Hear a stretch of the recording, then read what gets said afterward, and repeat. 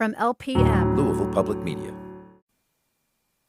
Support for the Louisville Public Media podcast incubator comes from the Community Foundation of Louisville, helping donors in our community establish charitable funds to meet philanthropic goals, creating opportunities to give more through scholarship, charitable checking, and donor-advised funds, and helping donors create a charitable legacy through their estate plan. More at cflouisville.org. Sprinkle Sparkle contains adult themes and may not be suitable for all ages. Access to pleasure and indulgence is our right and we're entitled to it. It's not a favor that somebody's granting us. It's not a reward. It's just like why we're here, because there's something sparkling about that too. Welcome to Sprinkle Sparkle. I'm Nubia Bennett.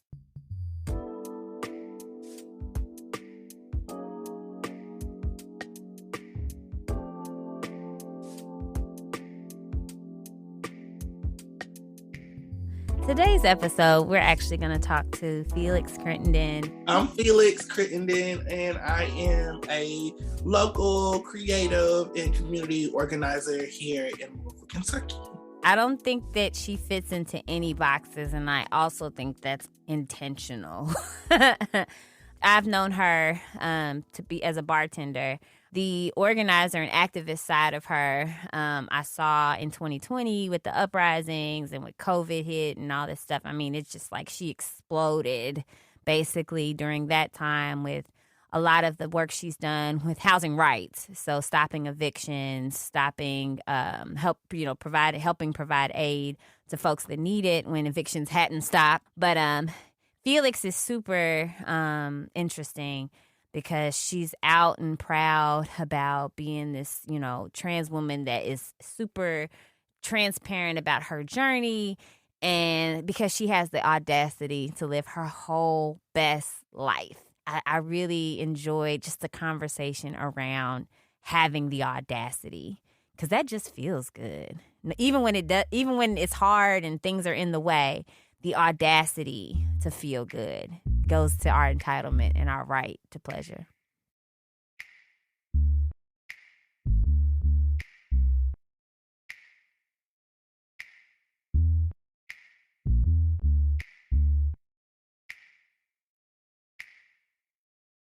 And to begin this conversation, though, because words mean things, I'd really like for us to kind of come to a shared understanding of what the word means, right? Because a lot of people just say the word pleasure, pleasure, pleasure, especially lately, in the middle of a whole double pandemic we're in. So when I say that word, pleasure, you tell me what that means to you.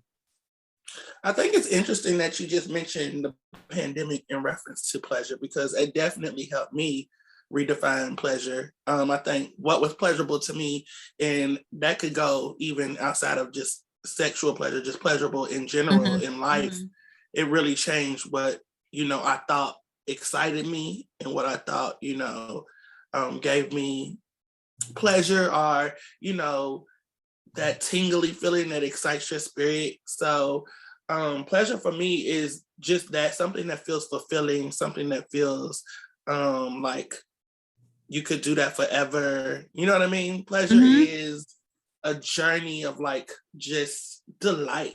And I think it's up to us to decide what is delightful.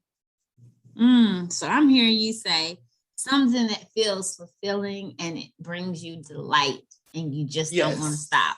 I love it. Yeah. Okay. That is our, so from here until we are done having this conversation today, that is our standing definition of pleasure. Right. When we think about the word, I love it, is it brings you fulfillment. It brings you delight. Yes. And it's something you just don't want to stop. Yes. So That's like beautiful. I was vegan before the pandemic started. And then when it started, like it was very hard to access food in the way that I was used to.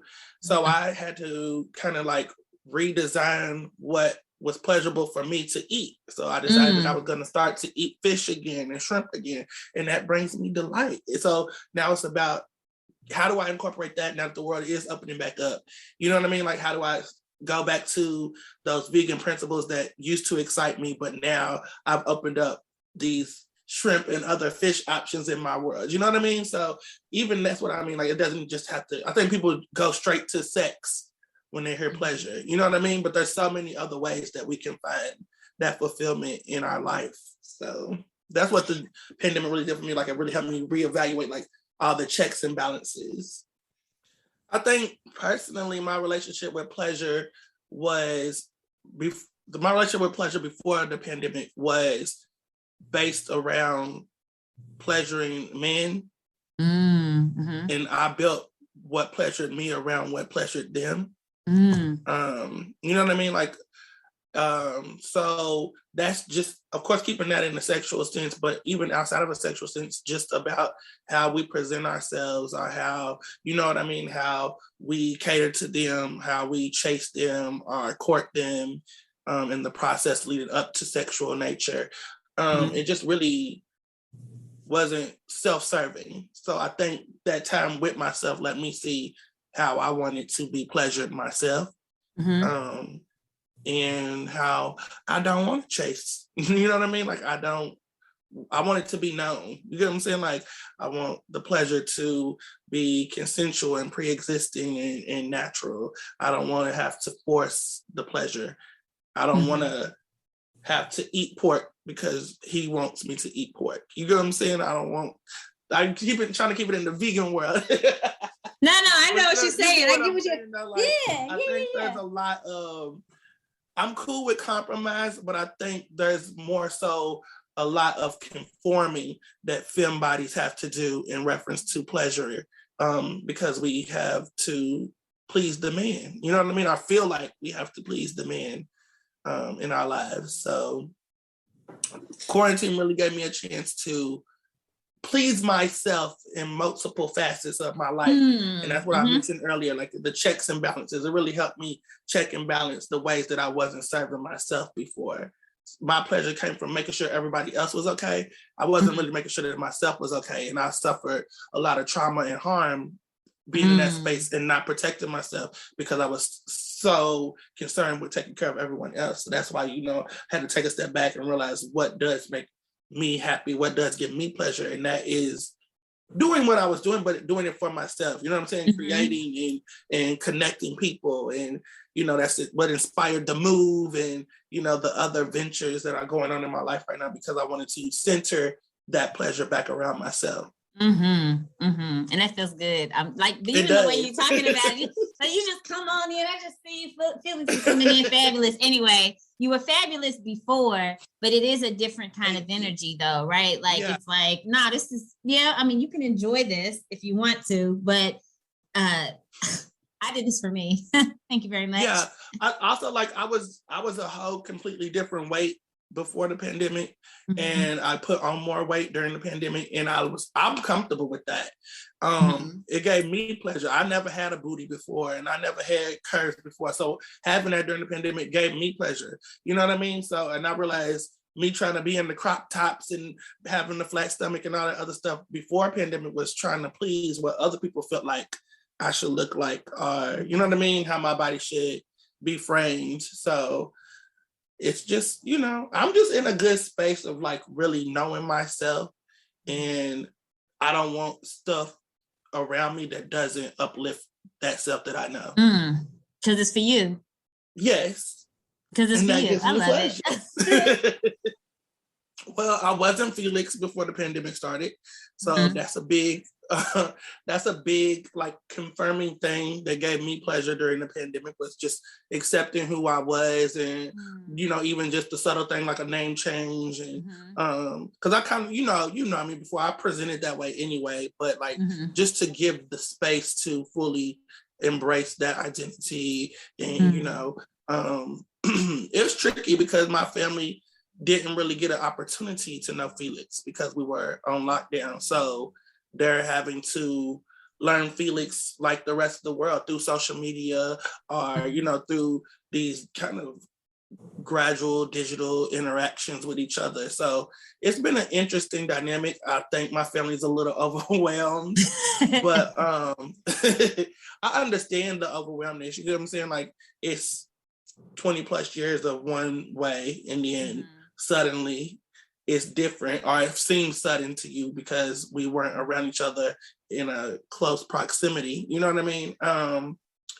But I can't worry about how they feel about that transitional phase, or how they feel about, what's bringing me joy now, because if I'm removing anything that's not serving that pleasure in my life, that really doesn't protect them just because of them being family. You know what I mean? So, I've just been, and that's friends too. I've been canceling out friends. The pandemic, the uprising showed us a lot of people's true values and true colors.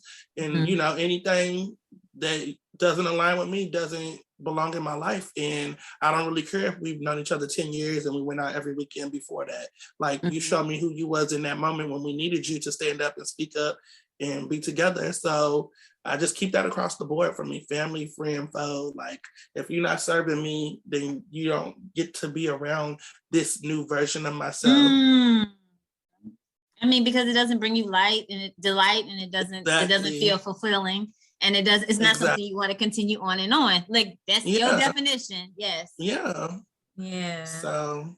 But no, that's okay. Because I mean, as thinking about it that way, it's like you have the audacity to be your whole full self, right? Because, people say if the people don't have nothing else, they have audacity. But I feel like that would be how people would be taking like this new Phelix, right? That other people that you are getting to not create, because it's who you've always been, but as far as out in the world. But I would say create still. Create still. Okay, then. Because, I think you're saying it right, because we all are ourselves.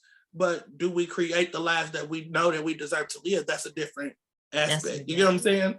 Yeah. So I think you said it right. I think we. Okay, I just didn't want to misspeak and say. No. I think that's definitely it. And that's also, like, I just had a conversation with multiple times this weekend, because like people wanted to know how to like address me as far as referencing like pronouns and stuff.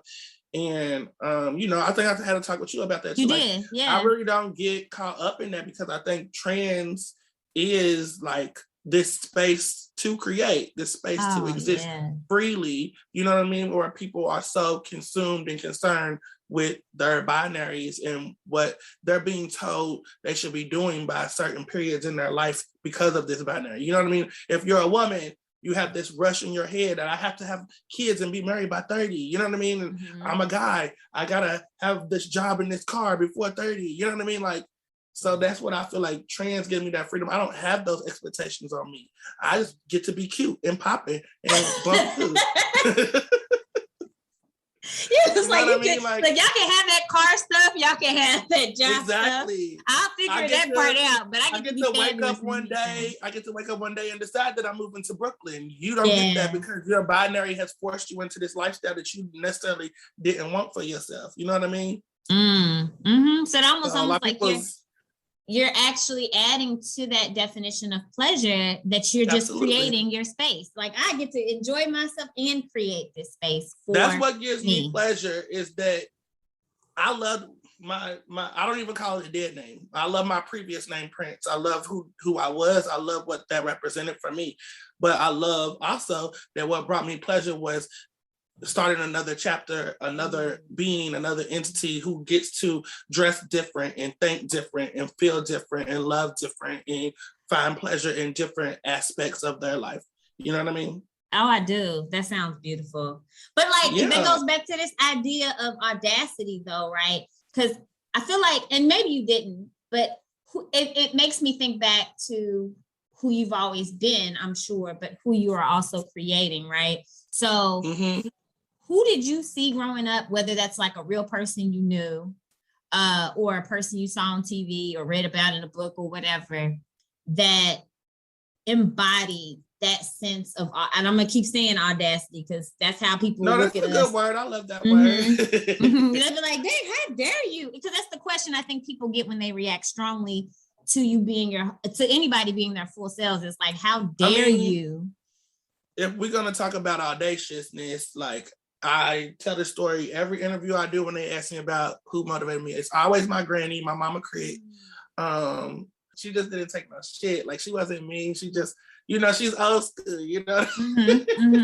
Even from my earliest memories of her, she always was at least one amputee above the knee, or excuse me, below the knee. And I know kind of around my later elementary school ages, she lost the other leg. And that's that Black shit. We don't want to talk about our health. She was suffering in silence and trying to medicate herself. And it was a problem that could have been fixed if we knew about it. But, because Black people, we don't talk about health. We don't talk about wealth in ways that are accessible to ourselves, in ways that uplift us, in ways that protect us. So anyways, that's a curse that we need to break, but that's a whole nother podcast. But no, when she got the double amputated legs, she did not like, they gave her these like bulky, flat-footed legs, and she only had heels. So she went back to the doctor and she threw the legs on the counter and told him that he needed to make her some legs that she could wear her heels in. And he was like, we don't really do that when people have the two. You get what I'm saying? Like, you could do it when you have the other legs to balance on, but you got the two. And she's like, I don't care. I do what I need. So she walked slow, but she got her two legs with her heels on them, and she was walking.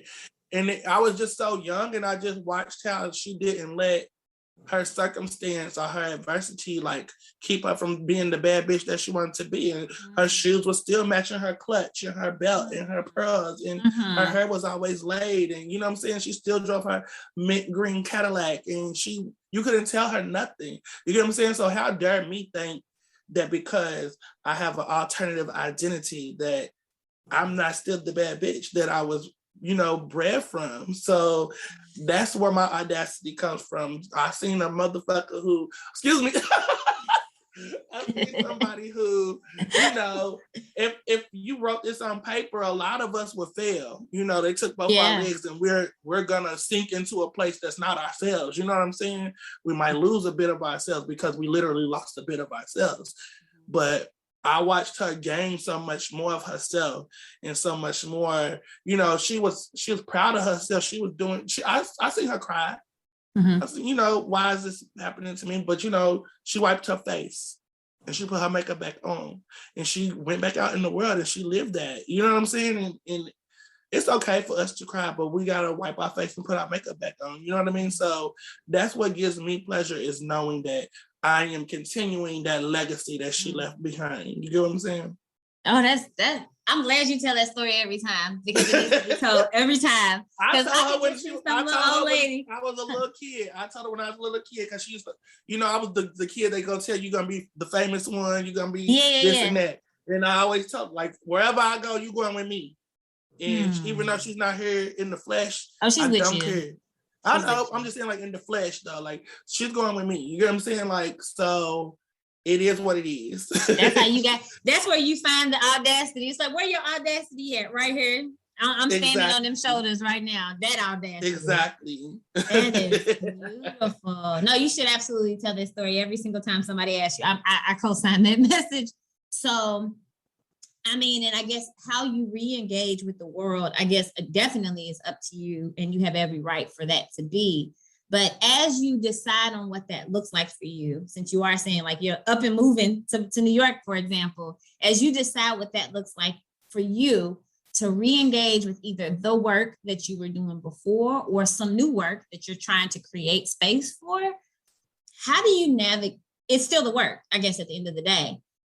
But how do you navigate those kinds of demands, which, as you know, are a lot, and centering pleasure, or if that's what you're able to do? So the break for me kind of manifested itself after I had that surgery in January. I was go. Like, even the same week of my surgery, like 4 days after my surgery, I was out in the streets at an action, you know what I mean? Like fighting evictions and stuff. So it was in that moment that I just really realized how disconnected from myself that I was. So that's when I had to do a hard stop. Like, I'm endangering my well-being, and I cannot serve the community and these people who need help if I'm not well myself. You know what I mean? So it kind of developed itself that way. My body just told me that you got to stop. That's what it does. Also, that was very much a part of my thinking process when I decided to move, was, what does that look like? Does that look like me dropping all this stuff that we've already built, this momentum we've created here?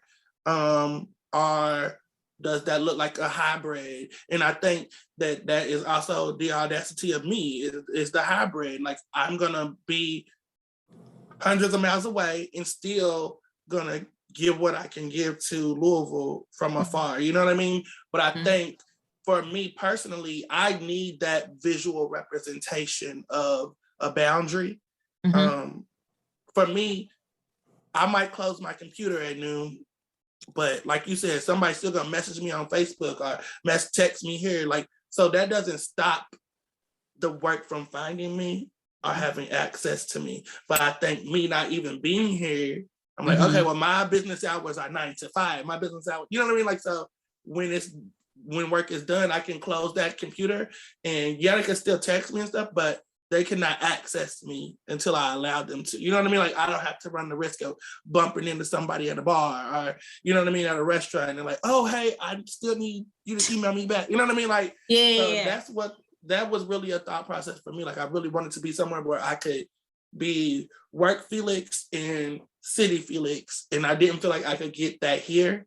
I think, you're a creative here. There's a point in our creative careers and paths in Louisville where we kind of reach that plateau feeling, you know what I mean? And it ties right into the pleasure. What I was doing was awesome. I love creating stuff with you and Trouble Bar and what I was doing on Mayan Cafe and these other locations of pop-ups that I was doing. I love that. It just became, I knew who was going to be at those things. I knew what we were going to do with these things. I knew how these things were going to look. And I still had the joy for them. I didn't want to lose the joy for them. So I wanted to stop them while they still gave me joy, and kind of like navigate to a place where I could seek new pleasure with those same kind of models of what gives me pleasure here.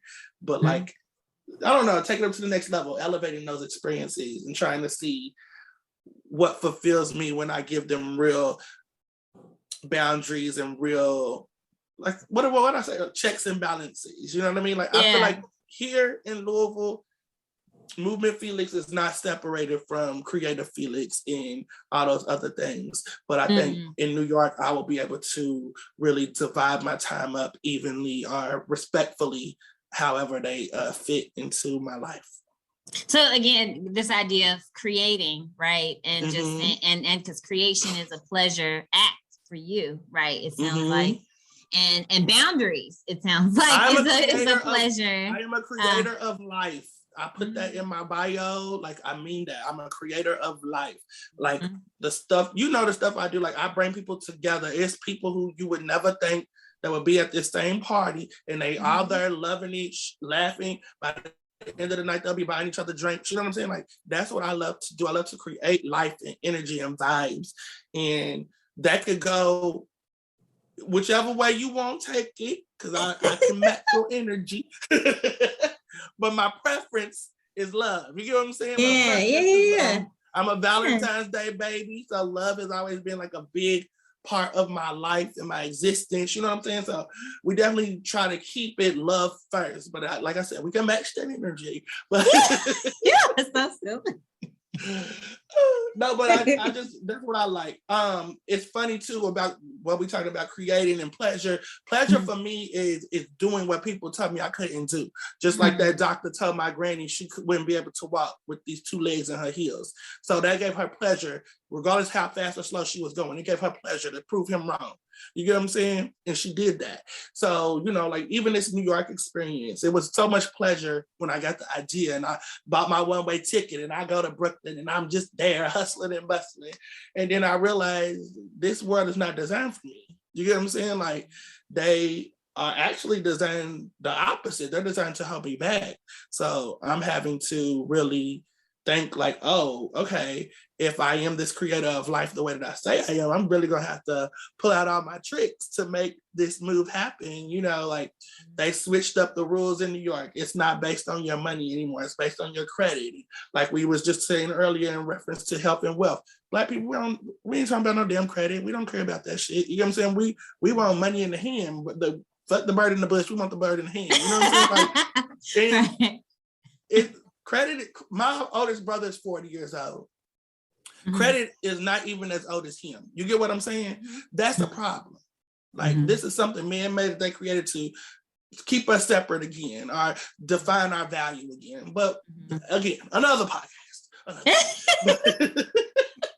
But I literally have brokers there. Like, so I had a very specific checklist about things that I absolutely would not settle for in New York. Like, I'm not moving from Louisville with this $800 rent up to New York with this $2,000 rent.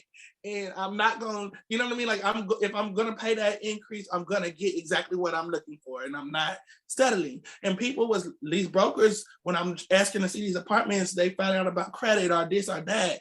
And they laughing, hanging up on me. Like, one dude told me I would never be able to find that.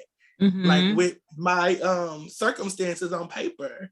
And I just told him before I unpacked on him a little bit. Sorry, bro, you got me on a good day, I guess. But, you know, I just telling him how that's problematic, you know, to even think that way about people just because of a number on a piece of paper. And then I told him that one day you're going to see me and you're going to realize you fucked up. So I'm only saying that because I didn't give up. I didn't let that discourage me. And I ended up getting exactly what the fuck was on that piece of paper. I got me a brownstone in Brooklyn, in the neighborhood I want to be in. I have my own backyard. I have a rooftop. I have all white cabinets and gas ranges. And I have multiple bedrooms and I have multiple storage. And you know what I mean? Like all this, I have exposed brick and open rooms and all the stuff that was on this list that I didn't want to give up, that some people tried to make me feel like I didn't deserve. And I'm like, oh, that brings me pleasure to know that I did that. And I did that on my own terms and I can afford that. And I'm just like, that's the shit I mean, like, we have to redefine what play. Like, that gives me pleasure, knowing that I am self-sustainable and I'm a hustler and I'm going to make whatever I want to make happen. You know what I mean? But no, okay, so speaking of living your whole best life, because that's what you're about to do. I mean, that's what you're doing anyway. You've been doing it. But in a new way, because you're going to be creating space for yourself somewhere else.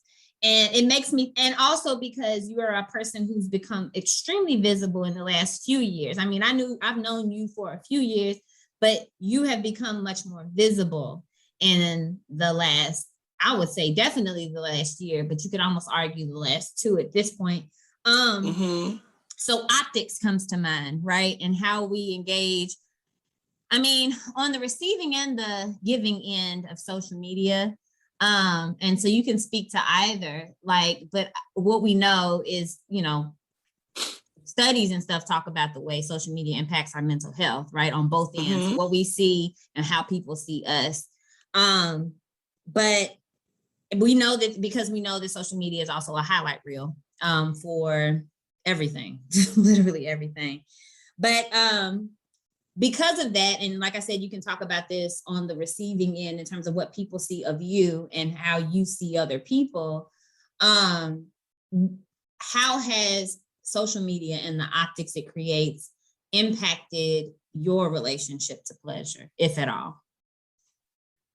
I don't think social media influences my relationship with pleasure. I think I do a good job keeping my social media balanced. It's enough for my personal life. People know that I have fun, but they don't get to see all in my business. You get what I'm saying? I promote my businesses on there so they know that I'm always working. And that's just how I look at it. I look at social media like a job. I agree with you that definitely my visibility has skyrocketed in the last 2 years. You know, I was always doing some form of advocacy. It just, you know, got elevated through the uprising and stuff. But I think also, like, just understanding how to communicate via social media, platforms like Instagram and Facebook and Twitter. Really through the pandemic is what helped me realize, because I think people think, yes, the move is sudden, but the idea of going to New York is not sudden. Do you get what I'm saying? That's what I've always wanted to do.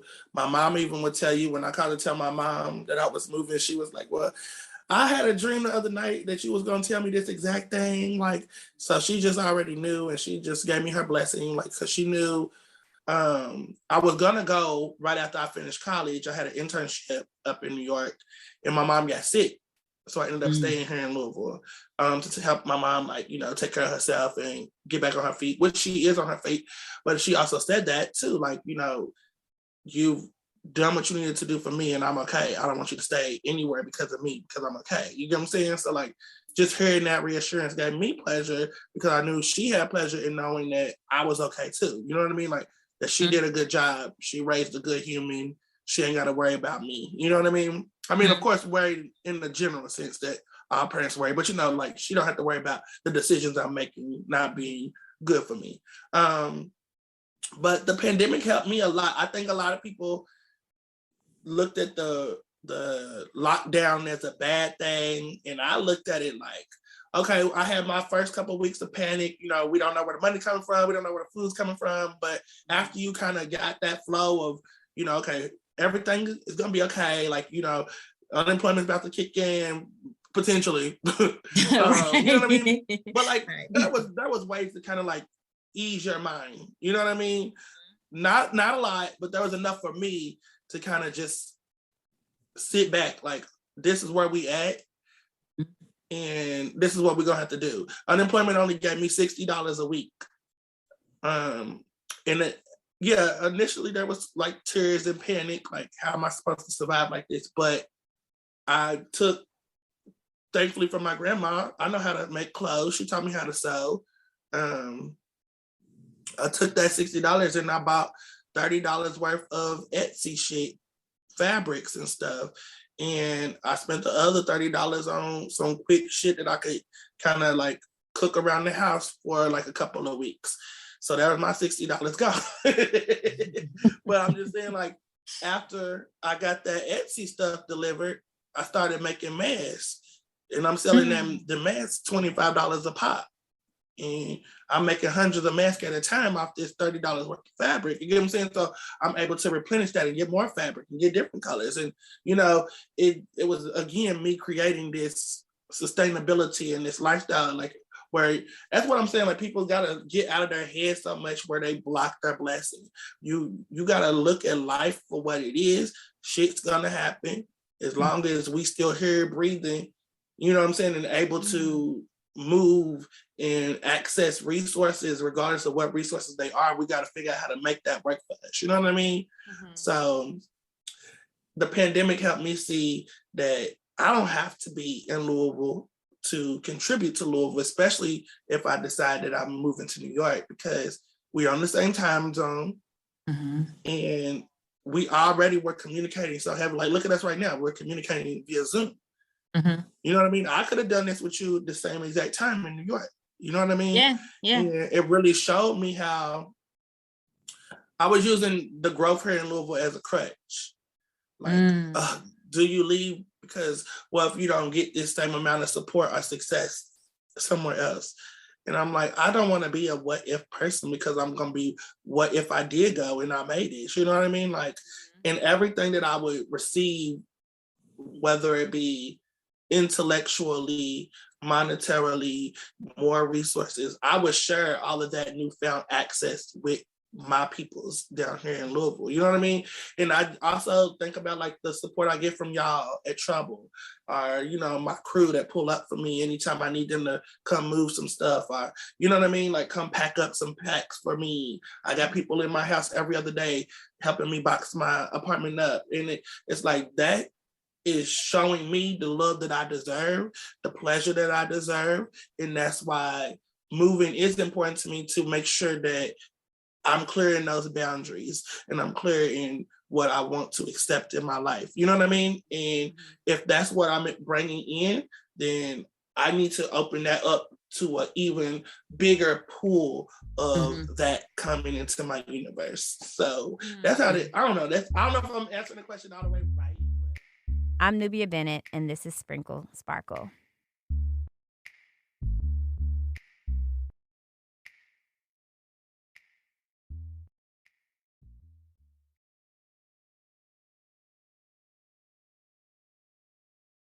Support comes from the Eye Care Institute and Butchertown Clinical Trials, where they strive for diversity, equity, and inclusion within their staff, patients, and clinical trial participants. To learn more, visit butchertown.clinic. Where better to tell your company's story than with the most trusted storyteller? Louisville Public Media is our community's largest and most influential local voice, reaching more than 300,000 people every week. Learn more about the benefits of business sponsorship at 814-6521. Thanks.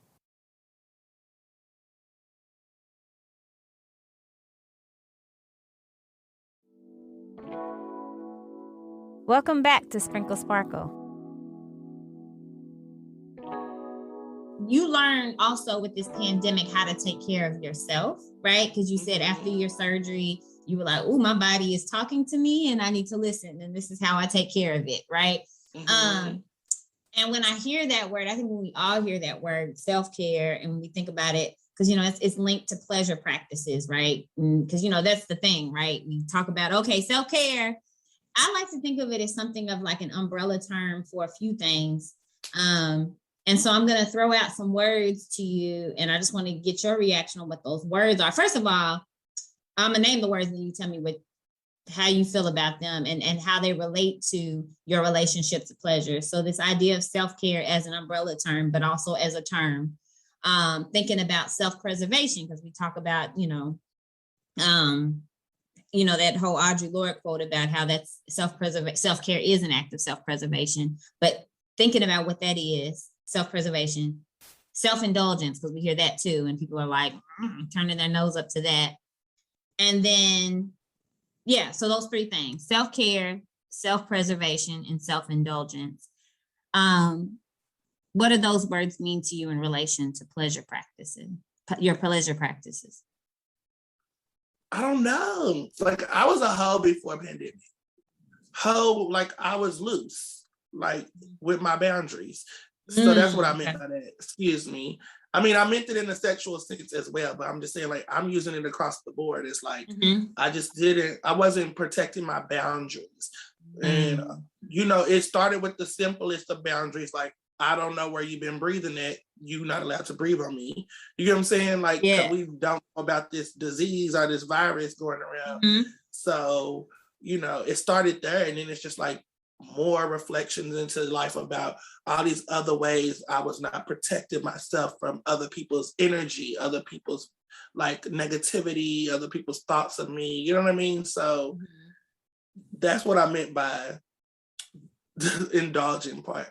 I don't think I really indulge anymore. Like, I don't care what people want from me anymore. You know what I'm saying? Like, I use this time to preserve myself, try to use your word again. I'm thinking like really helped me. It really helped me get in touch with myself and how I wanted to put myself into the world and how I wanted to be perceived. And if it's how I want to be perceived, that means that I don't have to worry about what you're thinking. You get what I'm saying? Because I know what I'm putting out is how I want to be perceived. So that's on you to reflect on yourself while you're interpreting it differently. You get what I'm saying? So that's what pandemic and stuff did for me. It helped me realize that I don't want to indulge anymore. I don't want to, before the pandemic, I used to go out, stay out till the bar closed at 4. Then I'm going to go to the after party till about 5 or 6. You know what I mean? Like, I don't want to do that shit. Y'all know when the bar closed, if I ain't running to find me something late to eat, I'm going right on home. And that's it. Like, I don't even go to the late night bars no more. Like, y'all close at midnight. Yeah, like, no, I don't indulge. I don't do like crazy drugs. I don't drink a bunch of crazy stuff. I don't eat a bunch of crazy stuff. You know what I mean? Like, I don't do that no more. So that's how I self-care and self-preserve, is just allowing myself to be the best version of myself. Also, like, removing shit that's not serving me, and that unfortunately can be people. Like, it's not serving me. I don't drink soda. That's not good for my skin, and I'm on this skincare kick. So if you're not good for my spirit and I'm on a spirituality kick, why would I allow you to still be in my world? Do you know what I'm saying? Like, we give too much space to people in our world. You know what I mean? If we don't like cigarette smokes, we're not gonna go buy a pack of cigarettes. But we would allow this person that we know is not good for us in our world stay there. You know what I mean? We don't have to give any explanation about why somebody's not good for us either. You know what I mean? So that's what it did for me. I don't have to explain why you're not serving me. I don't have to explain why we are not compatible. It's just get in and get out. That's real, because it's like, going back to this idea of this floodgate between self-preservation and indulgence, right? The way you were using the word, the multiple ways you were using that word. It's like, this is really for me. Now you can share it with me, but this is still for me. You can share it. But it's not, I'm not giving this to you. We can share this and you can gather from this what you need to, but this is still for me. That's even like some boys, like I've been on some dating apps, and this dude, he was refusing to, like, this man, he not refusing, but I guess he was refusing. I don't know. So we had matched, and it went good at first. The first couple things, he was messaging like, "I'm intrigued by you. Like, I'm intrigued by you too." Da da da da.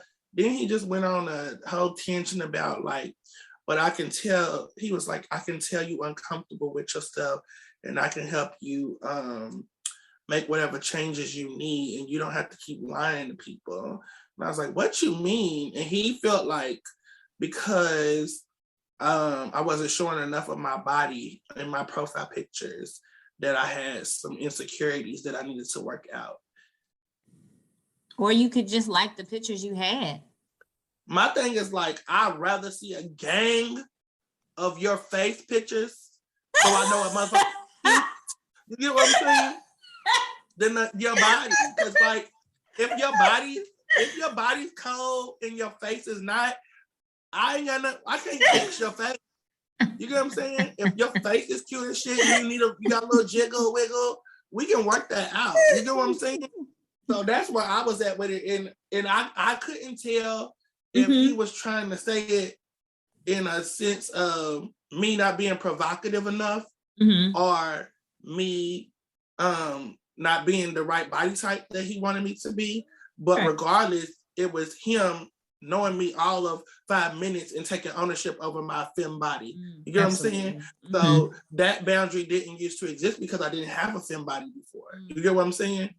So that's a boundary that has presented itself newly to me as Phelix. Like, how dare you think that you own me or that I owe you something because you're attracted to me. So now I have to conform to your standards of, this is acceptable behavior for a woman. That's what you said again. You just said a whole. But he said he wouldn't want to meet up with me and me not be the right body type. He said, I would hate to meet up with you because I don't know if you're skinny, thick, fat, small, big, whatever. And he was like, I would hate to meet up with you and you not be the right body type. And I said, that would be a deal breaker. Like, you could love my bio and you could love my face and you could love the text interactions, my energy through that. But if I came with the wrong body type, you get what I'm saying though? Like, and that's when the words you've been using, Audacity, that's when that goes wrong. You're right, because if you don't got nothing else, you got Audacity. He definitely don't have nothing but Audacity. I didn't see a place for us to get along anymore in any interaction. Because regardless if I showed up and I had the body type you wanted, you get what I'm saying? It just let me see that if there was ever a point in my pleasure that didn't agree with yours, that you would make me feel uncomfortable about my pleasure. You get what I'm saying? Yeah. So, that's what that did for me, because I just told you I'm a person that been skinny all my life. So when I finally got some thickness on me, that gave me pleasure. You get what I'm saying? Mm-hmm. So for him to tell me there's something wrong with me, like I just didn't know. Like I don't take pictures like that. I take selfies. Mm-hmm. You get what I'm saying? I don't stand around taking full body pictures all day. Mm-hmm. Mm-hmm. And But you're entitled to taking whatever pictures you want. And that's what I'm saying. That's not me hiding it. You still thought I was attractive enough to match with. Mm-hmm. Mm-hmm. You scrolled, you saw it wasn't the right body pictures you wanted to see. You could have went left. Mm-hmm. That's his rooted. You know what I'm saying? Like he's already knows he's unwell. And he knows he's already done this to other women and manipulated them into whatever submission he wanted them in. Mm-hmm. And he didn't like that I was kicking that shit back. You don't talk to me like that. I don't give a fuck. That's what he's talking about. Well, it's clear you're insecure, this and that. I'm not. I'm uncomfortable. That's what it is. I'm not insecure. I'm uncomfortable with the way that you're talking to me. Like, don't get it twisted, sir. I am uncomfortable. Definitely right. not. I guess I never thought about it out loud. So after you asked me that, I'm thinking about it. Like, yes, definitely changed my pleasure because it's new. I'm relearning the ways that not only myself, but like the way that men give me pleasure. You know what I'm saying? Because it's for you, and it's not. It is. I mean, I don't want to say it is for them, but in some ways it is. But it's really for you. And what's for them is the sharing, but not the pleasure itself. It's the sharing. And I think that's real life. No, I think there's a moment, there should be that moment where you decide, no, this pleasure is mine. I can share it with you, but you can't take it. And so we kind of talked about this a little bit though, especially as we think about self and communal care and all that kind of stuff like that. What is the role of like your interpersonal relationships, like the variety of interpersonal relationships that you have, whether it's family, friends, lovers, etc.? What role has that played in your pleasure practice or your relationship to pleasure, like the relationships that are close to you? Can you ask it again? What role does the relationships you have, like the ones you hold close, whether it's family, chosen and otherwise, your friends, your romantic partners, or just people that you see regularly, what role do relationships play to your relationship to pleasure? Like other people. I don't know. Because I think it even goes into like what I was explaining about my family and stuff. Like I'm learning how they play a role in my pleasure because I'm not going to stop being me and stop doing what I need to do to fulfill my destiny. But I also don't want to exclude my family just because of, you know, the evolution in my lifestyle. But also, that's why I said it don't matter to me if it's family or not. If they're not serving me in a way that's uplifting who I am and affirming who I am, because there's a difference in accepting it and embracing it. You get what I'm saying? And I'm grown and I'm doing dope shit and I don't need you to accept me. I need you to embrace me. You get what I'm saying? Like accepting we accept a lot of shit. You know what I'm saying? Like I'm accepting. You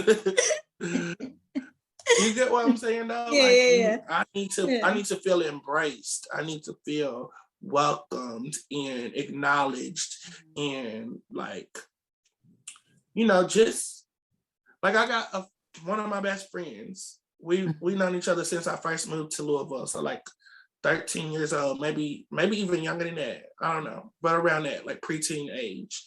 And she's seen every version of me and ain't blinked. You get what I'm saying? Like name changes, you know, when I first started popping up in wigs and, you know, first started wearing short shorts and all of that stuff. Like, and she's never blinked. She's talked to me the same way. We have memories. We reference that she still references like she's talking to me today. And that's what I'm saying, like, about the embrace. You get what I'm saying? She didn't accept the change. She embraced the change.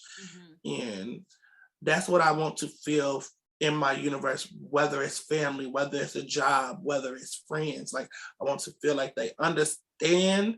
And even if they don't understand, they're going to try to learn how to understand. You get what I'm saying?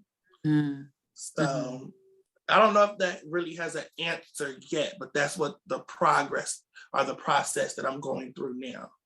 No, that's a beautiful answer, because it's simple. And I think sometimes we kind of shy away from simple answers because we're like, that was too easy.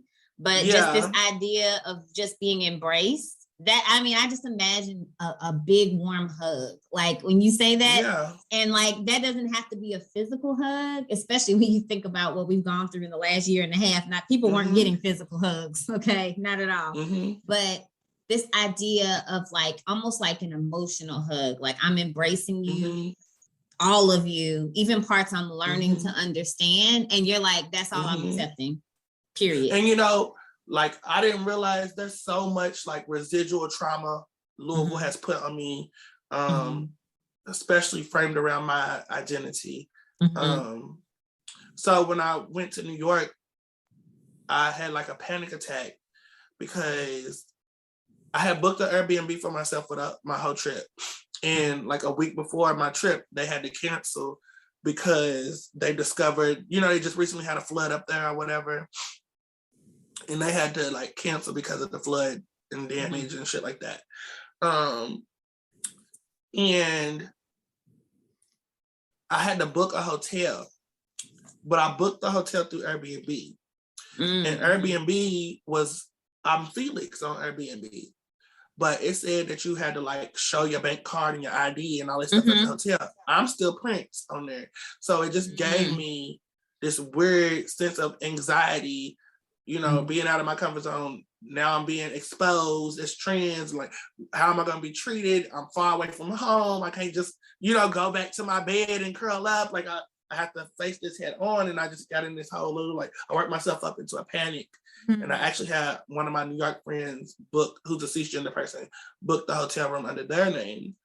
And when we got there, it just was really a non-motherfucking factor. It's New York. You get what I'm saying though? Like, they being around trans people. You get what I'm saying? Like, they get it. And it was just like, it was just weird that I had already worked myself into not feeling accepted there before I even gave them a chance to accept me. You get what I'm saying? So that's what I mean by I'm working through what that means to feel embraced. You get what I'm saying? Because I've been in this 2-year kind of mode of just protecting myself from these attacks. You know what I'm saying? Absolutely. Yeah. So that's what is exciting me about being in New York, is to finally let that guard down. That guard don't get to come down in Louisville. You get what I'm saying? I'm too exposed here. I'm too accessible here. You know what I mean? So that's what I'm excited about with New York, is to have a normal guard. You know, like, don't leave your drink laying around a stranger. Yeah, right, you know what right, I mean? Don't ride the train past midnight by yourself. Type that kind of shit. You get what I'm saying? But like, I want to have like the chance to let my armor down and just like be vulnerable and be like myself and meet people for the first time as Phelix, and them not have to know like, well, you used to do this with Prince, and you did, like, I can give you that story. I'm not ashamed, like we've already established that on this call. I'm not ashamed of Prince. I'm not ashamed of my past. I love every part of my journey that got me here. It's just a matter of, in Louisville, Prince was so popular and so well known. It's really, Phelix came about at a crazy time in our world, especially here in Louisville. And I just feel like Phelix had to accept so much like residual baggage from Prince that was unnecessary. And I just am excited for Phelix to leave that baggage here in Louisville and get their own deserving baggage. Yeah. Because all of our the baggage gonna come, bitch. The baggage gonna come. No, that's so beautiful, because that was actually And you can expand on this vision, right? Because you are the queen of manifesting things. Okay. That's what I have crowned you, the queen of the manifestations. Okay. Because that's what you do. I might write a little book about it like B. Simone. Sprinkle it, right? But describe for me, and you've kind of done that a little bit already, but just to put the icing on the cake, I want you to describe for me, like, I mean, and you can keep the New York thing going because that's where you headed next.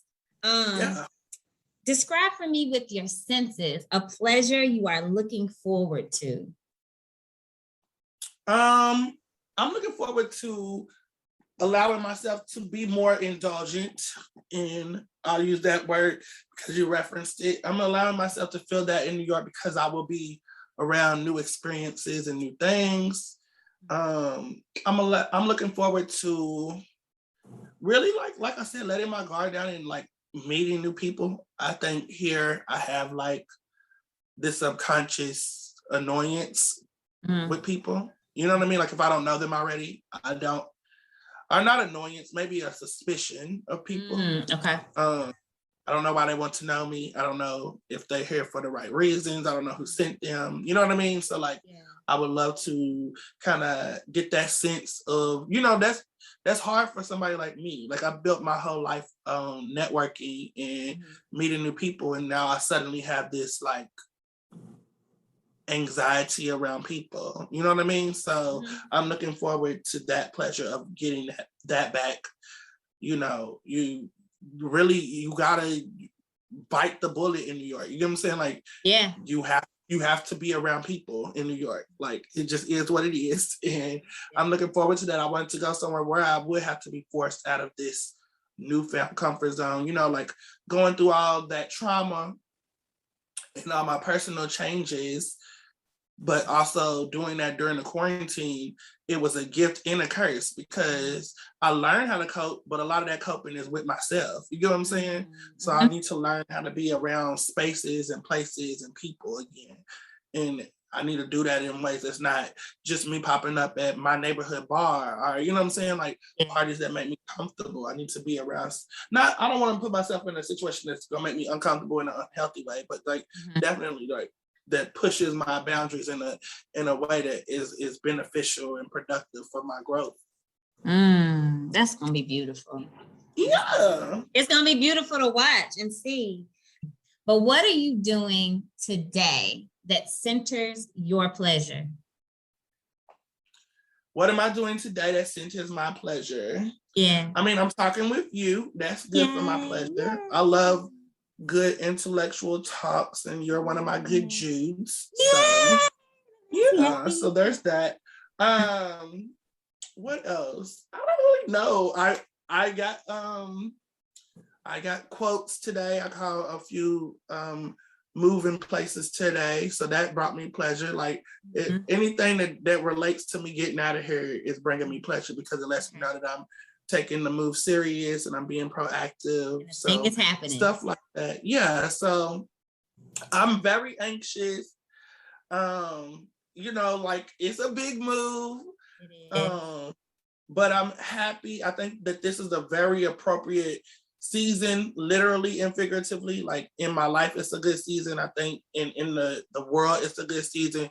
Stuff is starting to open up in a healthier way. People are getting vaccinated. You know what I mean? It's fall. I love fall. Fall in New York. I'm on a brownstone tree line neighborhood, so that sounds like it's gonna be gorgeous to see.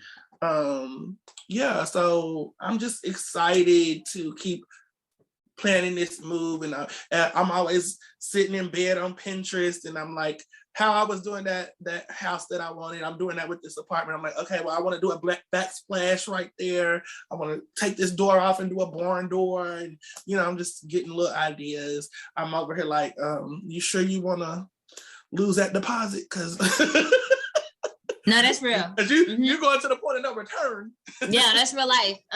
Yes. I live in an apartment currently, and I'm sure there are some things I've done to this apartment since I've been here but in a creative sense, not in a destructive sense. That deposit, I paid for it. Like Jesus paid it all. I paid it all at the beginning because when I leave, it's gonna change things forever. So that's good. I agree. So creating is giving you pleasure today because you're creating, even though you're planning in your creation, there's creativity and creation in planning. So everything leading up to this beautiful new journey you're headed on is wonderful. Well, this was just as pleasurable as I imagined it being. Really? Of course, yes. Like that's literally why I was like, let me hit her up. And then when you were like, I'm leaving, I'm like, oh gosh, let me get on her calendar before she leaves because she gonna have too much to do. But this was, and I'm so grateful for your willingness to share like all parts of you, right? Because as you're determining what your new boundaries are, as you've been on these multiple new journeys, like you don't have to share with people, but you do and you have. And I'm so grateful that you want to share that I with me. didn't think I thought that all the way through.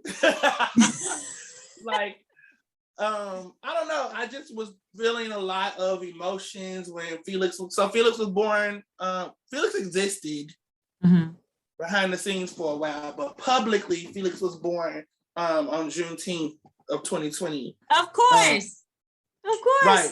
But you was a part of that with me. We had just filmed a beautiful like celebration of Black love and Black struggle and stuff. So I was just really inspired, not just by what I had put on, but like by y'all, you know what I'm saying? So, and I just didn't want to put something in the world that was intended to, have Black people celebrating themselves if I wasn't celebrating myself. Oh, that's beautiful. You know what I'm saying? That's beautiful. So I went public with that then, but I also, we was in like the peak season of the uprising. And, I wish that I had thought it through a little more because I would have given Phelix more space and grace to, kind of navigate situations for themselves. They got thrust into a lot of shit that, they're still working through. But I think that is a good thing, though, because it's showing me how I want to go through life moving forward. Well, thank you. That's it. Thank you. Sorry, I'm over here distracted. I'm taking my band-aid off. So in today's episode, we heard about how Phelix just had the audacity to just live her best life, right? And all of us we're not all moving to New York City. We're not all going to get a brownstone in Brooklyn. But what we can take away from that, at least what I took away from that for sure, was like, stop being afraid of having the audacity. Even if it's just the small things, right? Like whether it's applying for that job that you want, but you don't necessarily know if you're qualified for, or if it's, this outfit that you don't know if you have the guts to wear it out, or a hair color, or just, just telling somebody no, for that matter, is enough. You got to have audacity for all of those things. And I think hearing this story and just listening to the way she talks about her grandmother, I mean, that's apparently a common theme. The way she talks about how her grandmother was like, I have the audacity to wear heels with my prosthetic legs. Watch this and watch me walk, literally. That reminds us that, like, some things are yours to take because nobody's going to give it to you, or they're going to tell you have to deserve living your life, and you don't. And so it's your entitlement. Pleasure is your entitlement. And I think I loved that from this episode, and I loved that from this conversation with Phelix. That's it from me today. Now I want to hear from you. How did you center your own pleasure today? Hit me up at sprinklesparkle.org.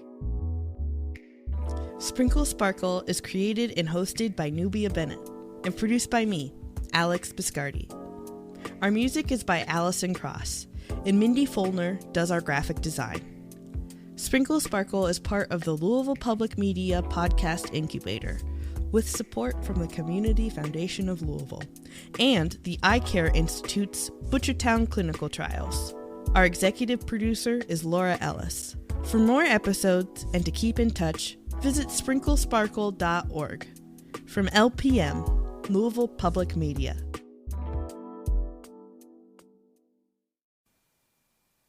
Support for the Louisville Public Media podcast incubator comes from the Community Foundation of Louisville, helping donors in our community establish charitable funds to meet philanthropic goals, creating opportunities to give more through scholarship, charitable checking, and donor-advised funds, and helping donors create a charitable legacy through their estate plan.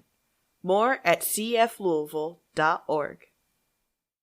Download our app and take the news and music wherever you go. Tell your smart speaker to play your favorite public radio station while you're porch sitting or making dinner. Stream Louisville Public Media on our website while you're working from home. Listen however you want and whenever you want.